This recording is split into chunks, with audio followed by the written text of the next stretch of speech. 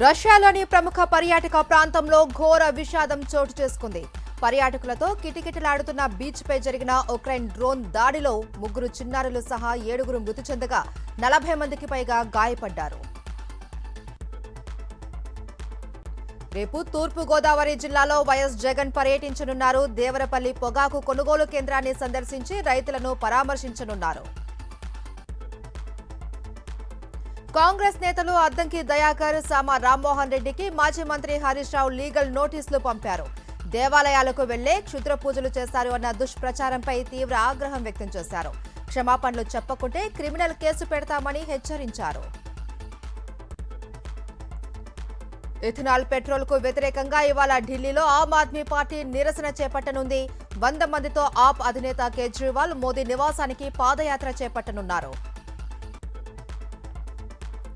Supreme court జడ్జిల సంఖ్య పెంపు బిల్లుకు నిన్న లోక్సభ ఆమోదం తెలిపింది.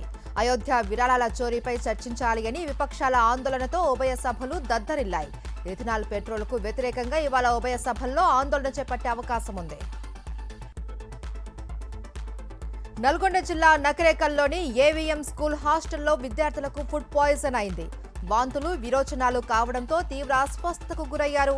అప్రమత్తమైన ఉపాధ్యాయులు విద్యార్థులను వెంటనే ఆసుపత్రికి తరలించారు. కూటమి ప్రభుత్వ పాలన అస్తవ్యస్తంగా మారింది అని మండిపడ్డారు మాజీ ఎమ్మెల్యే రఘురామిరెడ్డి. విద్యా వ్యవస్థను సర్వనాశనం చేశారు అని ఆగ్రహం వ్యక్తం చేశారు.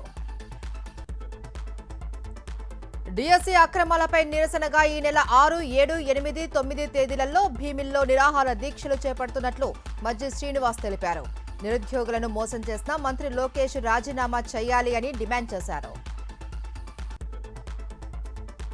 మెగా డిఎస్సి భారీగా అవకతవకలు జరిగాయని సుళ్లూరుపేటలో మాజీ ఎమ్మెల్యే కిలివేటి సంజీవయ్య విమర్శించారు. నిరుద్యోగ యువతను కూటమి ప్రభుత్వం మోసం చేసిందని మండిపడ్డారు.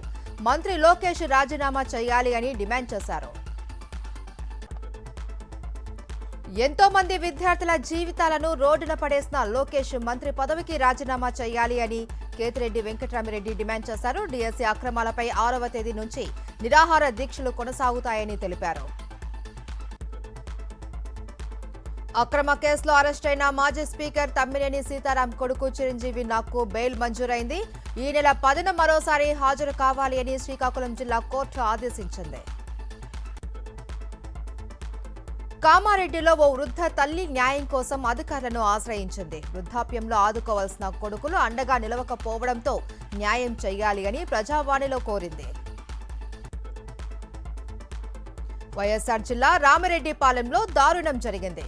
ప్రభుత్వ పాఠశాల ఉపాధ్యాయుడు మల్లెకొండయ్య పెట్రోల్ పోసుకుని ఆత్మహత్యకు పాల్పడ్డాడు. మృతికి గల కారణాలపైన పోలీసులు ఆరా తీస్తున్నారు.